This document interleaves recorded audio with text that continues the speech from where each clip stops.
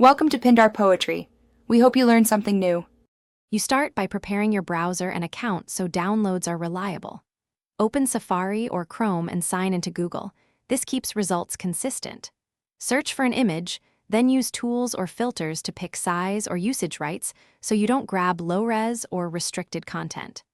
Tap the result to load the full-size preview. Make sure the image finishes loading before you proceed, because that prevents saving a thumbnail or corrupted file. Once the full image is visible, long press and select Save Image to add it directly to Photos. That stores a full resolution copy when available. After saving, open Photos and verify in Recents. Confirm resolution and orientation so the image is usable for editing. If the Save Image option is missing, open the image in a new tab or use Share and Save to Files, then import into Photos. This workaround captures images. To finish, open the saved photo in Photos and perform any edits, crop, rotate, or use markup, then share or set as wallpaper. If the image looks low-res, return to Google and filter for large images or use search by image to find higher resolution sources.